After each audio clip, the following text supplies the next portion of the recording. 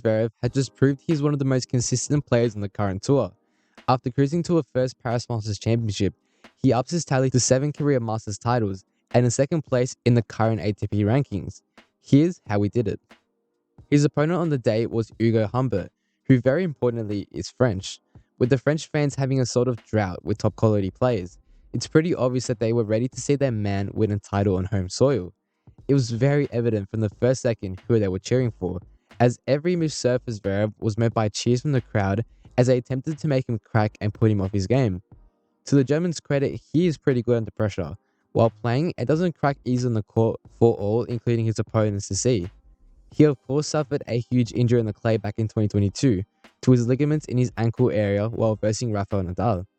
While it has been a tough journey back, thankfully for him, he looks to be back and firing with his movement not looking bad at all.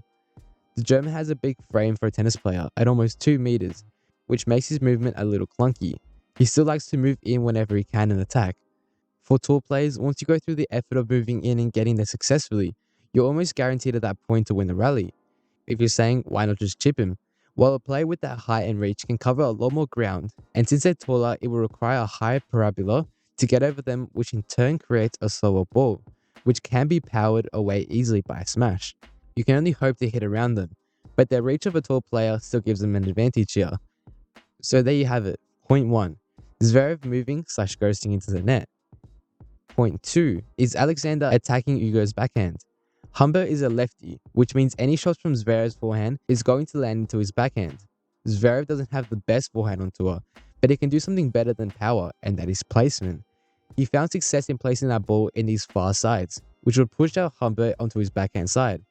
Of course, almost every player on tour has a better forehand than backhand, which means that being off balance and running while hitting a backhand is not going to result in an amazing shot. Pair this with the ghost into the net from point 1, and you have a winning strategy. Adding onto this with point 3 is not allowing Humbert to switch to his forehand. Once the Frenchman has a ball in his forehand side, now he holds the advantage to dictate the point. The only time Zverev went willingly to Humbert's forehand side was to try and cash in a winner. With these key points, Zverev overwhelmed Humbert, winning the first set 6-2. I was actually very impressed with the German's return game. He stayed at about the same level as the Paris logo, with him shifting from side to side instead of that split step forward. It allowed him a little more time to contest the serves, and gave him a nice consistency return game to return game, as he constantly broke Hugo's serve. Pay attention to this game on the screen. I absolutely love this game from Zverev, and he paints a picture of the entire match.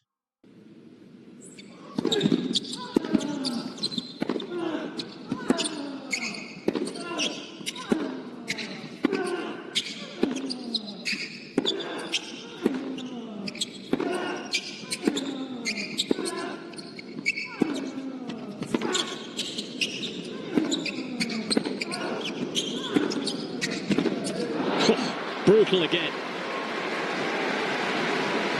See how aggressive Zverev is?